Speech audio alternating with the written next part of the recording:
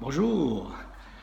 Alors, il y a quelques siècles, au temps des samouraïs, a été écrit au Japon un texte sur l'art spirituel du maniement de l'épée. C'est le traité de Talon. Et Paulo Coelho a adapté quelques passages pour la vie de tous les jours. Alors, il a parlé d'un chapitre sur le garder son calme, laisser parler la voix du cœur, apprendre à être l'autre, trouver le bon maître et échapper aux menaces. Alors, on va explorer un petit peu ces passages. Alors, gardez le calme. Il est décrit pour une personne qui connaît le sens de la vie, qui en a conscience. Il n'y a rien de commencement ni de fin. C'est un changement permanent. Donc, elle est moins angoissée. Il lutte pour ses convictions. Il n'a rien à prouver à qui que ce soit. Et il garde le calme silencieux pour avoir le courage de choisir son destin. Ensuite, il y a laisser la parole du cœur. Alors, c'est vrai que pour une personne qui a cette conviction d'avoir ce pouvoir suprême de séduction, ou sa capacité à dire toujours ce qu'il faut au bon moment, de l'usage correct du corps, elle est sourde à cette parole du cœur. Alors que pour l'entendre, il est décrit qu'il faut rester en harmonie avec le monde et ne pas vouloir se regarder le nombril. Ce qui nous conduit au troisième chapitre, qui est apprendre à être l'autre.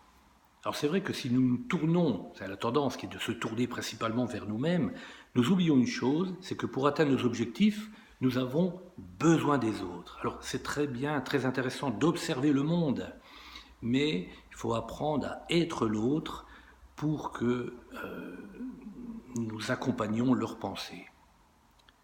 Trouver le bon maître. Alors c'est vrai, là je l'ai trouvé en la personne de Michel Poulart de l'école de conférenciers professionnels que je vais bientôt rejoindre. J'ai hâte de la rejoindre. Oui, parce que le bon maître ne nous montre pas le chemin idéal. Non, il va nous montrer différentes voies d'accès pour suivre la route que nous devons parcourir pour atteindre nos objectifs. Et c'est à l'apprenti, au disciple, après, de relever les défis qui seront uniques. Échapper aux menaces. Alors il y a une tendance à penser que pour atteindre nos objectifs, nous devons donner notre vie, tout sacrifier. Rien n'est plus faux. Non, il faut prendre en considération les autres, le monde qui nous entoure, les expériences de la vie, notre passion, notre courage. Plus nous pensons avoir du contrôle sur les choses, plus loin nous serons d'avoir du contrôle sur quoi que ce soit. Nous aurons des obstacles, des menaces. Il faudra réagir rapidement. Donc il faut nous y préparer à réagir rapidement, être dans l'action face à ces menaces. Et il faudra écouter la parole du cœur. Vous savez, cette petite voix intérieure, cette forme d'intuition, il faut l'écouter, même si l'on n'est pas très d'accord avec ce qu'elle nous dit, ce qu'on est murmure à l'oreille. Il faut avoir du respect, suivre les bons conseils. Elle connaît le moment pour agir, cette voix intérieure. Et elle connaît le moment pour échapper à l'action. J'ai trouvé décidément ce traité de l'art spirituel du maniement de l'épée très intéressant pour la vie de tous les jours.